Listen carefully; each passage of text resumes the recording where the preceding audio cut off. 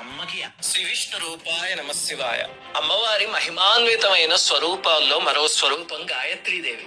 శాస్త్రంలో ఒక మాట ఉంది, నగాయత్ర పరం మంత్ర నమాతు పరదైవతం అని. అంటే గాయత్రి మంత్రాన్ని మించిన మంత్రం ఇంక అసలు ప్రకృతిలో లేదు.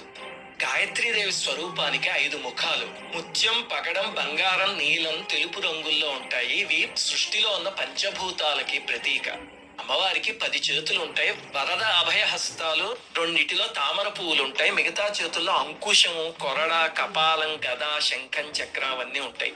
ఈ 10 చేతులు 10 దిక్కులకి ప్రతీక. ప్రకృతికి సంకేతం గాయత్రి స్వరూపం. అందుకే గాయత్రి మంత్రం ప్రతిరోజు చేయగలిగితే మనకి ప్రకృతికి మధ్య అనుసంధానం చేస్తుంది. తత్ అనే అక్షరంతో మొదలవుతుంది కదా గాయత్రి మంత్రం. ప్రచోదయాత్ వరకు మొత్తం 3 పాదాల్లో ఉంటుంది. ఒక్కొక్క పాదంలో 8 అక్షరాలు, మొత్తం 24 అక్షరాలు ఉంటాయి.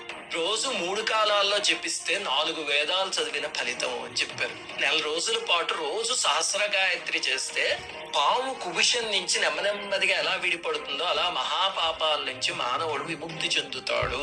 1 సంవత్సరం జపిస్తే జన్మజన్మల పాపం పోతుంది, మోక్షానికి దగ్గరవుతారు అని చెప్పారు. ఇంకో విషయం ఏమిటంటే ఆఖరి పాదంలో 8 అక్షరాలు ఉంటాయి కదా, దానికి అర్థం మా బుద్ధుల్ని ప్రేరేపించు అని. గాయత్రి జపం చేస్తూ ఉంటే మన బుద్ధి ఆ దేవతా శక్తి చేతిలోకి వెళ్ళి మనం తీసుకునే నిర్ణయాలు మన సొంతవి కాకుండా అమ్మవారి నిర్ణయాల కింద మారుతాయి. అందుకే గాయత్రి ఉపాసన చేసే మహనీయులు ఎవరైనా ఒక మాట అంటే అది జరిగి తీరుతుంది.